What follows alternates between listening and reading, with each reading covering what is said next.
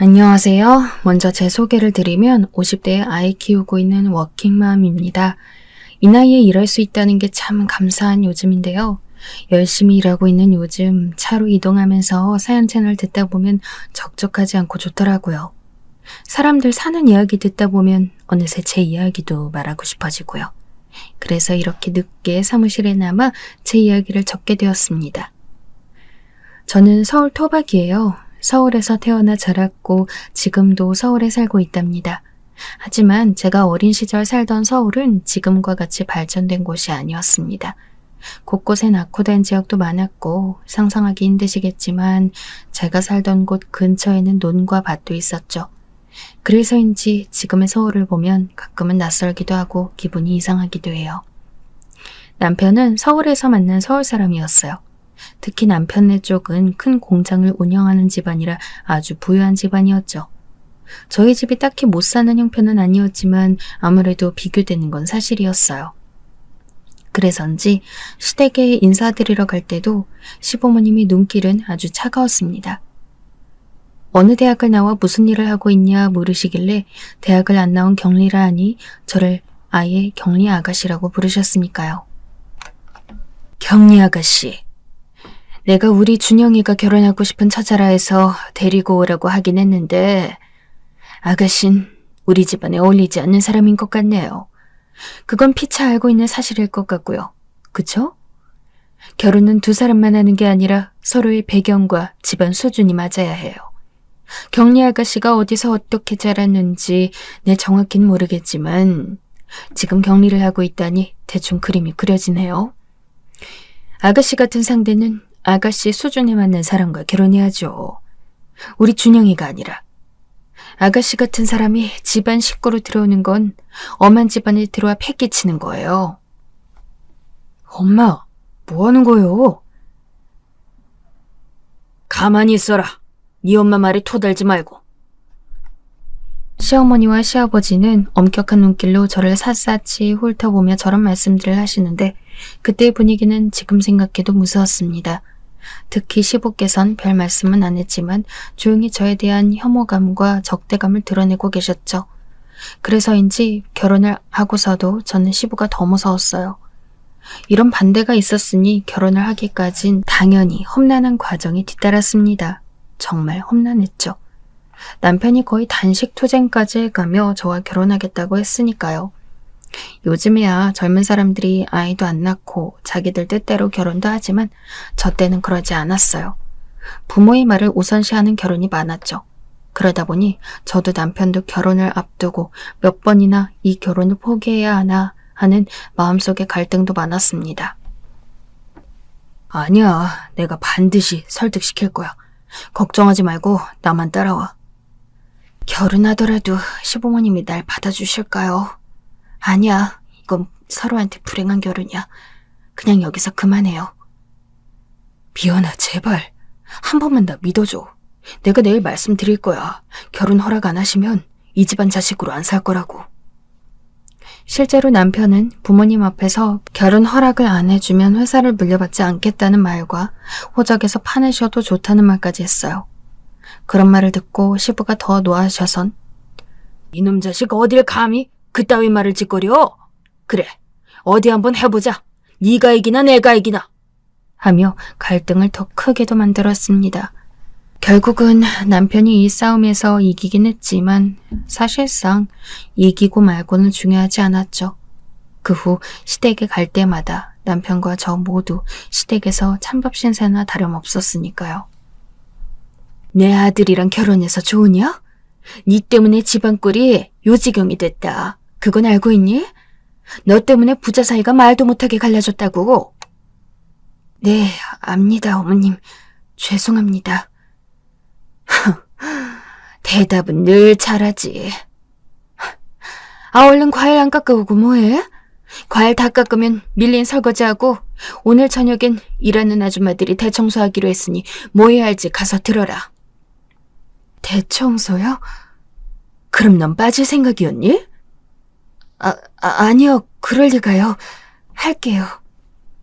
남편이 와도 시부께서 못 본 척 무시하고 TV만 보셨고 시모는 그런 시부를 보며 눈치를 보다 절 안방으로 끌고 가 버럭 화를 내셨어요. 거기다 밀린 설거지며 청소며 이 집안에서 이루어지는 잡일은 덤이었죠. 일하는 아줌마들은 며느리인 제가 어두운 표정으로 걸레를 들면 아이고 사모님 제가 할게요. 왜 이런 험한 일을 작은 사모님이 하세요? 하며 불편해하셨어요. 그리곤 한편으로 안타까워하셨습니다. 며느리지만 출신도 학력도 그저 그래온 찬밥 며느리라는 걸 아시기 때문이었죠. 그래서 일하는 분들은 저를 두고 뒤에서 불쌍하다며 소곤거리기도 했고 어떤 분은 일하느라 아무것도 못 먹고 홀쭉해진 제게 떡 하나 쥐어주시기도 했습니다. 그래서 저는 아마 일하는 분들 앞에선 일부러 더 많이 웃고 다녔던 것 같아요. 괜찮은 척, 상처받지 않은 척, 꿋꿋한 척 하기 위해서요. 그러던 어느 날 남편은 이러한 꼴을 견디지 못하고 시부와 시모에게 선언했습니다. 이 사람 이 집 종 아닙니다. 며느리예요. 한 번만 더 이렇게 대하시면 저도 못 참습니다. 뭐? 못 참으면 이거 어쩔 건데? 이제 명절날이건 무슨 날이건 오지 않을 겁니다. 이 호적에서 봐버릴 놈 같으니라고 먹이고 입혀주고 곱게 길러줬더니 젖단 말인 하고 자빠졌어? 네 엄마가 널 낳고 미역국을 먹었으니 그게 한이다. 남편은 아무 말 없이 절 데리고 나갔고 그 후 저희는 몇 년간 시댁과 어떤 왕래도 없이 지냈어요. 그 시간은 어떻게 보면 천국이었고 어떻게 보면 지옥이었죠. 남편은 부모와 인연을 끊다시피 했지만 전 그러지 못했으니까요. 시모가 절 찾아와 험한 말을 퍼부으면 그 말을 그대로 들어야 했고 어쩔 땐 심한 말에 상처를 받아 눈물을 떨구기도 했으니까요. 그때마다 친정엄마가 생각나 엄마 집에 내려가 있다 오기도 했습니다. 남편도 오히려 그 편이 낫겠다며 허락해줬고요. 엄마는 마사지샵에서 안마해주는 일을 하고 계셨는데 일을 하고 오시면 힘든 가운데도 제 어깨를 안마해주셨습니다. 엄마, 나 여기. 여기 좀 눌러줘. 진짜 시원하다, 우리 엄마 손길. 시원해? 피로가 다 풀리는 것 같아. 엄마 이제 됐어. 내가 엄마 안마해줄게. 안마는 무슨, 엄마는 굳은 곳 없어. 괜찮아. 너 얼른 저녁이나 먹어라. 배고프지? 얼른 누워봐. 엄마 안마해줘야 밥 먹을 거야. 제가 떼쓰다시피 해야 엄마는 누우셨고 저는 그럼 꼼꼼히 엄마의 몸을 만져주곤 했어요. 아이고 시원하네. 우리 딸 손길 진짜 야무지네. 엄마 여기 많이 뭉쳤네. 사람들 몸 만져주느라 엄마 어깨 굳는 줄은 몰랐지. 그러니까 일 너무 열심히 하지 말라니까. 엄마는 엄마의 일을 굉장히 최선 다하시는 분이었어요. 어렸을 때 이 일을 하시며 저를 기르셨기에 누구보다 제가 가장 잘 알고 있었습니다. 하지만 가끔은 엄마가 쉬었으면 좋겠다 할 정도로 너무 열심히셨기에 적당히 하라는 잔소리를 하곤 했습니다. 그러면 엄마는 딸 잔소리가 좋다며 웃으실 뿐이었죠. 그렇게 친정에 갔다 오면 몸도 마음도 치유가 되곤 했어요. 하지만 시댁과 연이 끊기자 남편의 벌이로만 살아야 했는데 그게 만만치 않았어요.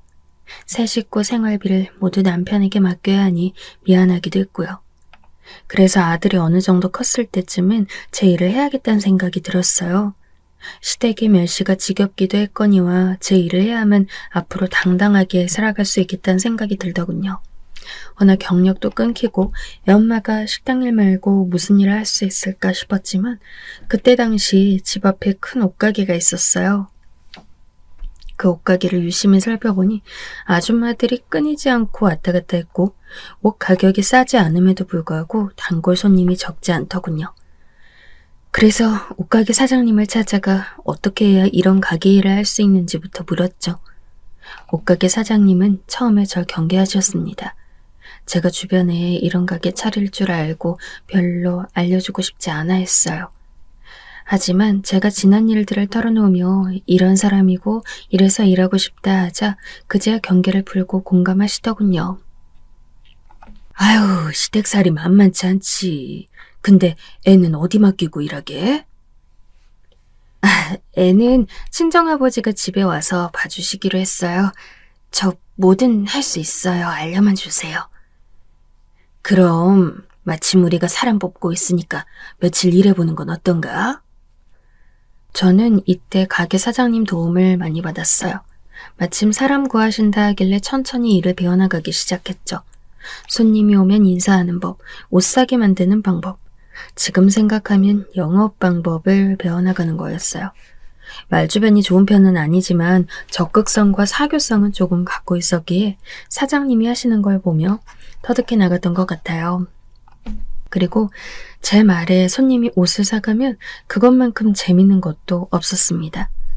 장사의 재미를 알아갈 때쯤 제 얼굴에도 조금씩 웃음이 돌았고 남편은 가끔씩 당신 요새 힘들지 않아? 하고 걱정스레 묻곤 했지만 난 일할 팔자인가 봐 하며 웃곤 했어요. 정말 그랬습니다. 집안에서 애 키우는 것보다 밖에서 사람 만나고 돌아다니니 오히려 살 것 같더라고요. 훨씬 저답게 사는 것 같았고요. 아마 장사를 시작하지 않았다면 제가 일욕심이 많은 사람인지 몰랐을 겁니다. 그러다 일하던 가게를 나와 서울의 젊은 사람들이 많이 오가는 곳에 제 가게를 차렸어요. 이때 남편의 도움이 컸습니다. 당신이 잘할 수 있는 일이면 내가 지원해줘야지. 한번 해봐. 고마워 여보. 남편은 여러 말 없이 가게 내는 비용을 지원해 주었고 그런 남편의 도움에 힘입어 더 열심히 장사를 시작했어요. 저희 옷가게는 오전 11시에 열어 밤 11시까지 장사했는데 꽤나 오랜 기간 문 열어두는 터라 늘 제가 상주할 수는 없었습니다. 그래서 직원을 써야 하기도 했고 가끔은 남편이 도와주러 와야 할 때도 있었죠. 허나 그럼에도 일이 무척 바쁘고 힘들었기에 가족과 함께할 시간이 부족했어요. 남편이 이 부분을 이해해줘 다행이었죠. 또 아이도 엇나가지 않고 잘 커주고 있었고요. 가족의 응원이 있으니 두려움은 있다가도 사라졌습니다. 그런데 그런 나날들 속에서 어느 날 예상치 못한 사람이 문을 열고 들어왔어요. 얼굴을 보는 순간 다시금 옛날에 느꼈던 공포가 되살아나면서 몸이 뻣뻣하게 굳어졌어요. 어서 오세요. 구멍가게 냈다니 와봤다. 왜 그리 놀라니? 아, 네, 아니에요, 어머님. 여기 앉으세요. 의자가 이것밖에 없어서. 에휴, 이런 데서 장사가 되니? 시모가 들어오고 난 후엔 어쩔 수 없이 가게 문 닫고 한참 이야기 나누어야 했는데요. 시모는 처음부터 제가 차린 옷가게를 못마땅한 눈으로 보고 계셨어요. 그러면서 옷들을 만져보더니 이런 싸구려 옷들은 누가 사 입는 데니? 하며 계속 비웃는 소리를 했어요. 아니, 그런데 이 가격들의 옷은 누가 입는 거니? 젊은 사람들이 많이 사가요. 그래, 못 사는 사람들은 사 입겠다. 이게 천조갈인지 옷인지. 에휴, 내 아들도 이런 옷 입혀보내는 건 아니지? 왜 오셨어요, 어머니? 시모의 시비가 시작되자 저 역시 당당하게 받아쳤는데요. 시모는 그런 제 말투가 마음에 안 들었는지 너 연 끊고 살더니 이젠 날 시애미로 생각도 안 하는 게냐 하더군요. 저는 그 말에 일부러 아무 말도 하지 않았어요. 시모가 준 상처들을 아직 잊지 않고 있었으니까요.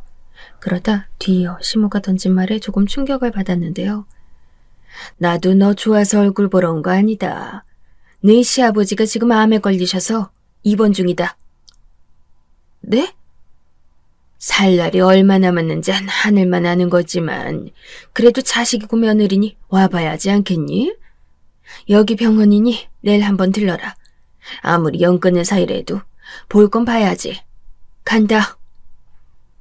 알고 보니 시모가 오신 이유는 시아빠께서 병에 걸리셨단 거였어요. 그러니 한번 오란 얘기였고 어쩔 수 없이 저와 남편 둘 다 다음날 바로 병원으로 갈 수밖에 없었어요. 시부는 일단 암이 진전된 상태라 많이 아파 보였고 의사들이 손을 쓰곤 있지만 가능성이 희박한 상태였어요. 시부는 남편과 저의 얼굴을 잘 알아보지도 못했고 남편이 아버지라는 말을 하자 그제야 고개를 한번 끄덕이시는 정도였죠. 저를 미워하던 사람이었지만 막상 이렇게 아파서 누워있는 거를 보니 마음이 안 좋긴 했습니다. 어쩌다 이런 병에 걸려 나약해지신 건지 저로서도 많은 생각이 들었습니다. 반면 시모는 저희가 병실에 있는 동안 밖에서 오랫동안 시누이와 이야기를 나누었어요. 문제는 그 소리가 저희가 있는 병실에까지 들렸다는 것이었죠. 저 양반이 병에 걸린 이유가 뭐겠니? 저 스트레스 누가 줬겠냐고. 아휴, 내가 경리 제 얼굴만 보면 속이 터진다 터져. 아들과 연 끊게 만들더니 이제 남편까지 빼앗아가네. 엄마, 됐어요. 나도 세연이 마음에 드는 거 아니야. 그냥 우리가 참아야지 뭐 어떡하겠어요. 못 사는 집안 사람들 다 저런다 생각해야지 뭐. 내가 참으려 해도 참을 수가 없어. 쟤 저 뻔뻔스런 얼굴 좀 봐라. 눈물 한 방울 안 흘리는 것 좀 보라고. 시몬은 눈물까지 흘리며 시누이 어깨에 기대어 눈물을 흘렸고 그 소리가 고스란히 귀에까지 들려왔지만 잠자코 아무 말 안 했어요. 그런데 시몬은 이거로는 모자랐는지 갑자기 시부에게 인사하고 가려던 저를 끌어내더군요. 내 아들도 모자라 남편까지 잡아먹었어. 아니? 아냐고 이 못된 거사. 어머님, 아버님 아프신 게 정말 저 때문인가요? 뭐라고? 어머님 이러시는 거 도가 지나치다고 생각 안 하세요? 이제 그만하세요. 전에 이 사람 괴롭히는 거 그만하시라고요. 어머니에게 험한 소리 들어드릴 만큼 들어드렸다고 생각합니다. 먼저 가보겠습니다. 저 못된 것이... 그리고 그때 일이 벌어졌죠. 시모가 제 머리끄댕이를 잡았고 병실 안은 곧바로 소란스러워졌어요. 누워있는 시부는 멍하니 이 사태를 바라보고 있었고 남편은 시모를 말리려 했지만 시모는 끝까지 제 머리를 놓지 않았죠. 그러다 저는 겨우 손을 떼어 시모를 밖으로 밀어버렸어요. 정확히 말하면 내팽개친 거죠. 어머님, 이러니까 속이 시원하세요? 이제 속이 시원하신가요? 제발 제 탓 그만하시고 남 탓 그만하시고 어머니 본인이나 돌아보시며 사세요. 시몬은 그 소리에 기겁하며 저에게 달려들었지만 더 이상 그 소란 속에 있을 수 없어 저는 남편을 이끌고 서둘러 나와버렸어요. 병원을 나오고서야 눈물이 폭포수처럼 터져버렸습니다. 도대체 제가 뭘 그리 잘못한 걸까요? 평범하지 않은 집안에 평범한 며느리가 들어온 거, 그게 그리 큰 죄일까요? 도무지 이해할 수 없었습니다. 연 끊고 조금 평화로웠다 싶을 시기에 다시 만난 시댁 식구들은 그렇게 제게 끔찍한 인상으로 남고 말았어요. 거기다 뒤이어 나온 시누이가 오빤 대체 뭐하는 사람이야? 새언니는 뭔데 엄마를 밀쳐요?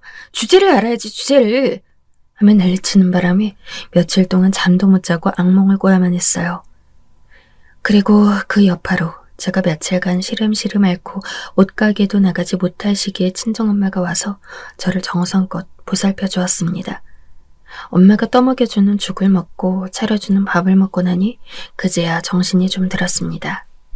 이때부턴 좀 더 독하게 일했던 것 같아요. 시댁 식구들에게 성공할 잘 사는 모습을 보여주고 싶기도 했고 더 이상 격리 아가씨로 불리고 싶지도 않았어요. 그래서 계속 가게에 있으며 어떻게 매출을 끌어올릴지 많이 고민하고 또 고민했습니다. 옷부는 안목을 기르기 위해 발품도 많이 팔고 좋은 직원을 뽑아 교육을 잘 시켜둔 것도 한몫했죠. 그렇게 일한 지 3년 되던 째 저는 가게를 하나 더 두어도 좋을 만큼 돈을 벌게 되었어요. 그리고 두 번째 가게는 외국인들이 오가는 명동에 차려놓았죠. 명동에서 일하던 때를 생각하면 아직도 심장이 뛸 정도로 정말 정신없이 바쁠 때였습니다. 눈 뜨면 나가서 일하고 눈 감으면 다음날의 하루가 저절로 그려졌죠. 그때는 출근 거리를 줄이기 위해 명동 근처로 이사도 하고 아이 학교도 모두 그쪽에 있었어요. 다른 엄마들이 애엄마로 살 때 저는 애 키우며 장사하고 몸이 10개라도 모자랄 정신없는 하루를 살아나갔습니다. 그런데 다행히도 저희 아이는 제가 장사하는 걸 참 좋아했어요. 나도 커서 엄마처럼 이런 가게 사장님 할래. 네가? 응. 근데 나도 엄마처럼 옷가게 할 거야. 난 옷이 좋아. 저희 아이가 옷에 관심이 많았는데 머리가 크고부턴 학교 갔다 오면 옷가게로 와선 자기가 입어보기도 하고 이 옷은 잘 팔리겠다 아니다를 말하기도 했어요. 사내 녀석이 그러는 게 이상하긴 했지만 애는 나중에 디자이너를 시켜야 하나 하는 생각도 들었죠. 언젠가는 밥을 먹다 본인도 나중에 옷을 공부하고 싶다 하더군요. 꿈이 생긴 그때부터는 공부도 부쩍 열심히 하고요. 엄마로서 좋은 엄마가 못해준 것 같아 늘 미안했는데 아이의 꿈에 좋은 영향을 미쳤구나 하는 생각이 뿌듯했어요. 그리고 제가 잘 살고 있는 소식은 어느새 시댁에까지 퍼졌는지 간간히 시누이에게 연락이 오곤 했습니다. 시어머니 말을 전달하는 시기였는데 새언니, 엄마가 이번 명절에 현우 꼭 보내라고 하세요. 현우랑 오빠만 오라고 하시네요. 보통은 이런 문자였어요. 저는 부르지 않고 아들과 남편만 보내라는 식으로 말씀하곤 했는데 기분 나쁘기도 했지만 나중엔 그게 더 속 편했습니다. 갔다가 무슨 사달이 날지 모르니까요. 시부께서 돌아가신 마당에 제가 가봤자 무슨 소리를 듣겠어요. 시부의 장례식 날조차 좋은 소리 못 듣고 잔뜩 깨지다 돌아왔는데요. 그래서 일부러 잘 됐다 생각하고 둘만 보내곤 했습니다. 남편도 이젠 늙어 혼자 있는 어머니가 불쌍했는지 군말 없이 가더군요. 하지만 아들은 아니었어요. 엄마, 나 꼭 가야 돼? 왜? 그냥 할머니 보기 싫은데. 어차피 가봤자 엄마 욕만 하는데 재미도 없어. 차라리 엄마랑 가게 했으면 안 돼? 가기 바쁘잖아. 일손도 필요하고. 가기 일손할 사람들은 이미 구했어. 그리고 넌 가야 해. 너 안 가면 엄마 할머니한테 더 욕먹어. 너 그거 봐라? 아니, 그럼 가. 그냥 가서 할머니가 엄마 욕해도 네네 하다가 와. 괜히 말대꾸하지 말고. 엄마도 네가 할머니한테 혼나는 거 싫으니까. 알겠어. 아이가 풀 죽은 소리로 알았다 하면 저도 마음은 아팠지만 그 편이 모두를 위해 좋다고 생각했어요. 그리고 남편한텐 자고 오지 말고 하루만 있다 오라고 말하곤 했죠. 가족들이 명절날 할머니 집에 가고 저 혼자 가게 했으면 쓸쓸하긴 했지만 그래도 욕받이 되는 것보다 낫지 위로하며 장사만 열심히 했어요. 그런데 그날은 시누이가 전하길 저까지 집에 오라고 하더군요. 도대체 무슨 소리를 하려고 저러시나 했는데 시누이 말론 엄마가 할 말이 있어 부르는 거라며 웬만하면 꼭 오라고 하더군요. 고민이 됐지만 남편의 설득으로 일단 알겠다고 하고 갔습니다. 이젠 저도 순순히 당하고 있을 성격은 아니니 여차하면 집을 뛰쳐나올 생각으로 말이죠. 시모는 저를 보자마자 너는 네 시아버지가 죽고 난 후엔 일절 얼굴 비출 생각을 안 하냐? 하더군요. 또 시작이구나 싶어 이번엔 저도 조금은 감정을 누그러뜨리고 나갔어요. 어머니께서 저 얼굴 보시는 걸 원하지 않는 것 같아서 그러죠. 참나. 시모도 본인이 그런 건 아시는지 아무 말도 안 했어요. 그러다 살얼음판 같은 명절 준비가 시작됐는데 중간중간 요리하면서도 시모는 계속해서 부엌을 왔다 갔다 하며 한마디씩 하셨습니다. 간 맞게 해라. 짠 거 딱 질색이니까. 고기 불 줄여라. 다 태울 작정이냐? 에휴, 이런 이 여자가 집에 있어야 되는데 살림 안 해본 게 티난다. 여러 말들이 오갔지만 이 정도야 각오하고 있었기에 일단 묵묵히 요리했습니다. 근데 요리하는 와중에도 가게에서 연락이 왔어요. 아무래도 직원에게만 맡겨두고 온 것이었기에 걱정이 되어 중간중간 전화를 받아야 했죠. 시모는 이걸 넘어가지 못하고 무슨 전화길래 자꾸 밥하다 말고 정신사납게 전화를 받는 게냐 하고 한마디 하셨죠. 그런데 결국 잠깐 가게에 가야 할 일이 생기고 말았습니다. 직원이 실수로 다른 사이즈의 옷들을 주문했는데 그걸 처리할 수 있는 사람이 없었거든요. 명절이 지나갈 때까지 기다리기엔 거래처에도 실례일 것 같아 어쩔 수 없이 나가야 한다고 말씀을 드렸습니다. 뭐? 어딜 나가? 얘, 너 지금 여기 왜 와 있는 줄 모르는 게야? 죄송해요 어머니. 금방 나갔다 올게요. 시모는 기막히던 표정을 지었지만 저는 서둘러 차를 몰고 가게로 가 일을 처리하고 최대한 빠르게 돌아왔어요. 허나 집에 들어온 순간부터 집안의 분위기는 이미 폭탄 맞은 현장이었죠. 남편은 한숨을 쉬고 있고 시모는 저를 보지도 않고 있었습니다. 저 왔어요. 근데 화를 내실 줄 알았던 시모가 의외의 다른 말을 꺼내셨어요. 그 이야기는 너무 충격적이라 저도 남편도 잠시 말을 잃었습니다. 말인즉슨 집이 넘어가게 생겼다는 말이었어요. 네? 뭐라고요, 엄마? 엄마 집이 왜 넘어가요? 가장 먼저 놀란 건 남편이었습니다. 시모는 다소 가라앉은 목소리로 말을 이어갔어요. 니들은 연을 끊었으니 몰랐겠지만 네 아버지 하늘 가기 전에 공장문이 닫혔다. 나도 네 동생도 어떻게든 살려보려고 공장에 뛰어들었는데 잘 안 됐어. 그리고 이젠 주식 투자가 잘못되어 남아있던 재산도 거의 없다. 이 집도 아마 이번 주 내로 처분해야 할 거다. 아니, 왜 그런 일을 이제야 말씀하시는 거예요? 며느리가 눈 시퍼렇게 뜨고 있는데 내가 너한테 연락을 어디 할 수 있었겠니? 에휴, 아무튼 일이 이렇게 되었으니 니들이 나한테 돈을 좀 빌려줘야겠다. 내 노후 자금이랑 우리 영미 생활비까지 해서 일단 3억 정도는 필요할 것 같아. 나머진 그때 말아마. 3억이요? 3억이란 숫자에 놀라 시모를 바라보았지만 시모는 조용히 고개를 돌리실 뿐이었어요. 나도 너희들한테 도움 청하기 싫었어. 근데 먹고는 살아야 할 거 아니니.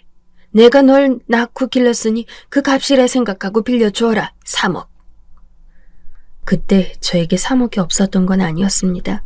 말씀드렸다시피 장사가 굉장히 잘 되고 있었으니까요. 하지만 평생 절 못살게 굴고 경리 아가씨라 부른 시어머니에게 그 3억을 드리긴 솔직히 싫었어요. 거기다 명절날마다 투명인간 취급하던 시모가 처음으로 절 불러하는 말이 돈 부탁이라니. 저까지 부른 이유야 뻔했습니다. 제가 반대하면 남편이 돈을 주지 않을 테고 그러면 생활이 안 될 테니까요. 시모의 여우 같은 속셈이 보이자 속이 더 베베 꼬여갔습니다. 새언니 장사 되게 잘 된다고 들었어요. 명동 거기 나도 한번 가봤거든요. 친구들이랑. 근데 사람도 많고 2층까지나 있던데요? 그 정도면 월 몇 천은 버는 거 아니에요? 3억쯤은 있을 거 아니에요. 아가씨는요? 아가씨 직장 생활하면서 모은 돈 없어요? 왜 아가씨 생활비까지 저희가 책임져야 하는 거예요? 직장 생활이요? 때려친 지가 언젠데요. 그리고 저 원래 저축하는 습관 없어요. 평생 부자로 살 줄 알았는데 어떻게 저축을 했겠어요. 언니가 좀 도와주세요. 부탁드려요. 좀 그렇네요. 평상시에 절 그렇게 무시하고 격리 아가씨라 얕보시더니 이제 와서 돈을 빌려달라고요? 그것도 이런 태도로 돈 빌려달라 하시니 더 실례요. 죄송합니다만 전 힘들 것 같아요. 지금껏 당한 게 억울해서라도 빌려드리고 싶지 않아요. 너 그게 무슨 말이니? 우리가 뭔 짓을 했다고 그렇게 말하는 게야? 아니, 그리고 내가 언제 안 갚는다니? 달라는 게 아니라 빌려달라는 거다. 시애미가 힘들어서 돈 좀 빌려달라 애걸하는데 꼭 이렇게까지 해야겠어? 넌 상도덕도 없는 게냐? 상도덕이요, 어머님? 어머님이 하신 말과 행동을 기억해보세요. 저를 짐승만도 못하게 대접하셨으면서 이제 와서 돈 빌려달라 하기 창피하지도 않으세요? 어머니가 저라면 빌려주실 수 있으시겠어요? 얘가 어디 눈을 시퍼렇게 뜨고? 그리고 어머님과 아가씨가 무슨 3억을 갚을 능력이 있어요? 말도 안 되는 소리 마세요. 그 순간엔 맺힌 한이 다 터져나왔던 것 같아요. 시모에게 말하면서도 목소리가 낮춰지지 않았고 나중엔 눈물까지 나올 것 같아 그 자리를 벗어나야 했습니다. 허나 그렇게 선언하고 난 뒤에도 시모의 연락은 끊임이 없었어요. 시모는 장사하는 중에 또 수차례 전화했고 나중엔 아예 일을 못하게 만들었어요. 지희씨, 미안한데 혹시 할머니 목소리 들리면 그냥 전화 끊어줘요. 나중엔 직원에게 이런 말까지 했어야 할 정도였죠. 근데 가장 문제는 남편이었어요. 남편은 저와 생각이 좀 달랐습니다. 당신이 우리 엄마한테 당한 거 많은 거 나도 알아. 근데 아버지 돌아가시고 나니까 나도 생각이 많이 달라졌어. 엄마 저렇게 무리하게 구시는 거 어쩌면 정말 힘들어서 그런지도 몰라. 내가 듣기론 엄마가 지금 쌀이 없어서 밥도 못 드시고 계신데 어쩌다 드셔도 먹은 것마다 다 토하고 투자건이 실패하면서 충격이 크셨나 봐. 당신한텐 자존심 세우느라 험하게 말씀하셨지만 그러니 당신이 너그럽게 한 번만 우리 엄마 용서해주면 안 될까? 남편은 저에게 용서를 강요했어요. 이제 와서 용서라니 어처구니가 없었죠. 아니, 난 못해. 쌀이 없어서 밥도 못 먹고 넘어가지도 못한다고. 이제 와서 용서? 당신이라면 용서해 줄 수 있어? 난 못해. 나 그냥 나쁜 사람 할게. 정말 이렇게까지 해야겠어? 나도 그런 방법이 없어. 뭐? 나라도 엄마 돌보러 가야지. 충격적인 말이었어요. 남편은 이런 상황이 되자 이젠 자신이 남의 시모를 돌보러 가겠다며 짐을 싸기 시작하더군요. 그리곤 정말 다음날 일어나니 남편은 사라져 있었어요. 지금껏 제 편을 내내 들어주었던 남편이 이런 행동을 하니 저로서도 그 충격이 만만치 않았습니다. 결국 남편과 한바탕 하고 나서야 결론이 났어요. 시모에게 집 하나만 해주기로요. 그리고 시모 먹여 살리는 건 시누이가 하기로요. 자기 식구 자기가 챙기기로 그렇게 결론 내린 것이었죠. 그런데 며칠 후 앞전과는 비교도 안 될 정도로 어이없는 일이 생겼어요. 시모가 짐가방을 들고 집으로 들어온 겁니다. 남편이 마련해준 오피스텔에서 며칠 살아보았는데 도저히 그 생활이 자기랑 맞지 않다고요. 심지어 사람까지 불러 시모 화장대까지 들고 왔는데 어처구니가 없더군요. 난 아파트에 익숙한 사람이라 그런지 도저히 안 되겠다. 에미니가 3억 주지 않겠다 하니 어쩔 수 없이 그럼 이 집에서 살아야겠다. 뭐라고요? 어머님 지금 시위하시는 거예요? 무슨 갑자기 저희 집에서 사시겠다는 거예요? 저희 방도 없어요. 그럼 나보고 어쩌라는 거니? 맞아요, 언니. 오빠가 해준 오피스텔 솔직히 너무 작아요. 해줄 거면 큰 걸 해주든가. 거기다 그쪽 동네가 위험하기도 해서 밤에 잠도 안 와요. 난 이제 직장도 구해야 하는데 언니 쪽이 차라리 직장 다니기도 편하고요. 그리곤 두 사람은 짐을 풀기 시작했어요. 제가 안 된다고 나가라 해도 들은 척도 안 하고 어디 몸으로 끌어내보라는 식이더군요. 무단 침입이나 마찬가지였습니다. 나중에 남편이 집에 들어오자 시모는 기다렸다는 듯 며느리가 날 쫓아내려 한다며 시위를 하셨어요. 그러자 남편은 곤란한 얼굴로 절 방에 끌고 들어왔고요. 한 번만 딱 한 달만 살게 해줘. 내가 그전까진 제대로 된 집 구할게. 돈은 얼마짜리 집을 해주려고? 화스러운 궁전이라도 지어드리게? 아니, 그냥 아파트로만 지방 쪽으로 알아볼게. 나도 너무 힘들다. 제발 우리 싸우지 말자. 진짜 당신네 식구들 정말 염치가 없어도 너무 없다. 어쩜 저렇게 사람이 뻔뻔해? 나도 진짜 미치겠다. 미안해, 정말. 남편은 거의 빌다시피 애걸했고 전 너무 스트레스를 받아 머리가 빠질 지경이었어요. 하지만 시누이와 시모가 거실에 자리 깔고 누울 때부터 상황은 끝난 거나 다름없었죠. 그들은 제 집처럼 저희 집을 생각하며 마음대로 왔다 갔다 하고 있더군요. 그러다 시누이는 제가 거실로 나오자 눈치는 봐야겠다 싶었는지 저한테 없는 애교까지 부리며 자기가 요리를 좀 한다는 둥 그런 말을 하고 앉아 있었습니다. 아가씨, 요리는 됐고 최대한 빨리 직장 구하세요. 그게 모두를 위한 길이니까. 알겠어요, 사연님. 고마워요. 결국 한 달간의 동거가 그렇게 시작됐고 저는 최대한 가게에 머물며 웬만하면 집에 들어오지 않으려 했습니다. 남편도 제 눈치를 보며 신우와 시모에게 번번이 주의 주는 것 같았고요. 그런데도 시모의 행동은 변함이 없었어요. 저만 보면 왜 이렇게 집에 늦게 들어와? 준영이 밥은 안 차려? 하고 잔소리를 했고 제 아들에겐 네 엄마가 원래도 저리 늦니? 하고 묻곤 했습니다.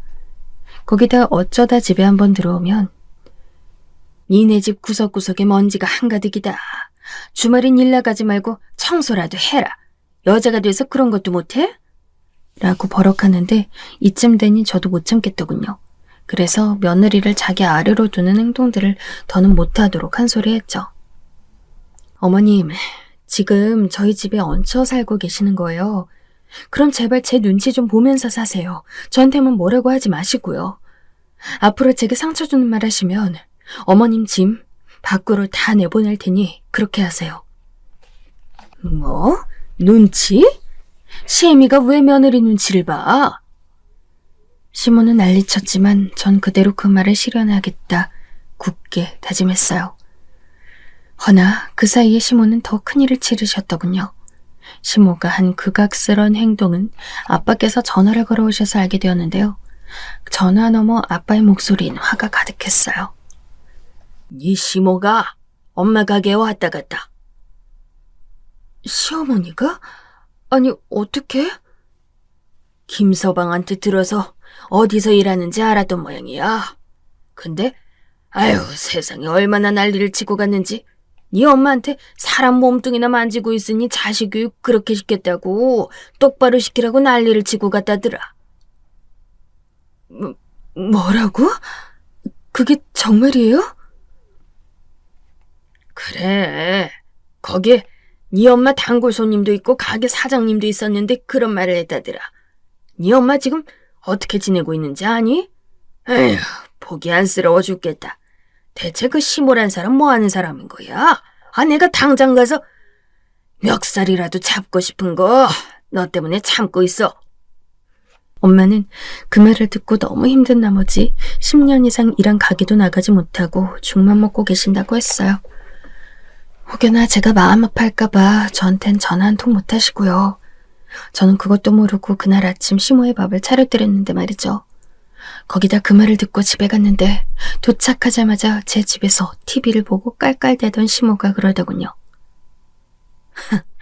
왔니? 아휴, 너 표정 보니 이야기 들었나 보구나. 내가 오늘 네 엄마한테 단단히 한 소리 좀 했다. 네가 영 정신 못 차리는 것 같아서 말이야. 아, 근데 네 엄마는 실력도 없으면서 거기서 어떻게 일하고 있는지 모르겠더구나. 참나.